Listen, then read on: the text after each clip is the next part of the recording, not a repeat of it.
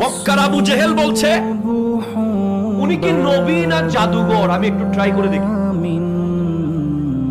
তখন সে ইয়ামান থেকে হাবিবে ইয়ামানিকে ডেকেছে, ভাড়া করে এনেছে, হাবিবে ইয়ামানিকে ইনভাইট করেছে।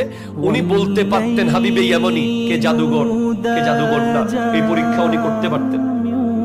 হাবিবে ইয়ামানি আসার পরে বলে আপনি কি নবী নাকি অন্য কিছু? বলে আনা নবিয়ুল্লাহ। বলে তাহলে আপনি একটা কাজ করেন দেখি, জাদুঘর হলে দুই জায়গায় কাজ করতে পারবে না, একটা হলো আকাশে একটা হলো কলবে। জাদুঘরের ক্ষমতা এই দুই জায়গায় নাই। বলে ঠিক আছে, আপনি যদি নবী হন দেখি আকাশের চাঁদটা দুই টুকরো করে দেখান। এই চাঁদটা কোন চাঁদ? যেটা আমার নবী ছোটবেলায় দোলনার মধ্যে শুয়ে শুয়ে খেলতেন।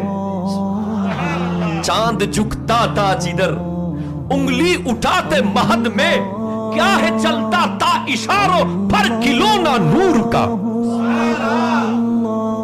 দুনিয়ার বাচ্চা দুলনায় খেলছে, ঝুনঝুনি দিয়ে দুলনায় খেলছে, বিভিন্ন খেলনা দিয়ে।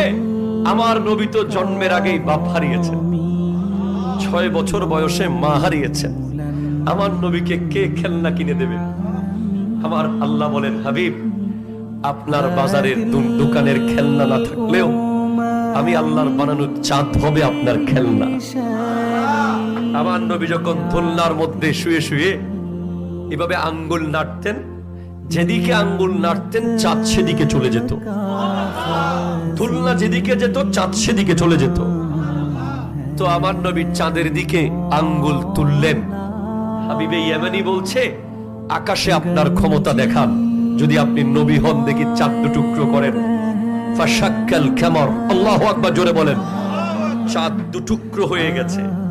আমার নবীর মুজিজা শুধু চাঁদ না, কলবের ভেতরে চলছে।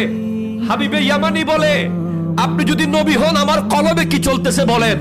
বলে হাবিবে ইয়ামানি, তোমার বাড়িতে ইয়ামানে তোমার একটা মেয়ে আছে, যেই মেয়ে প্যারালাইজ রোগী, অসুস্থ।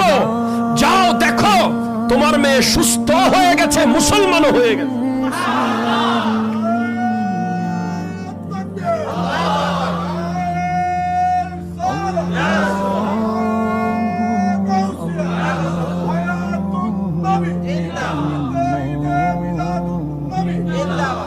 একটু চিৎকার দিয়ে বলেন না সুবহানাল্লাহ।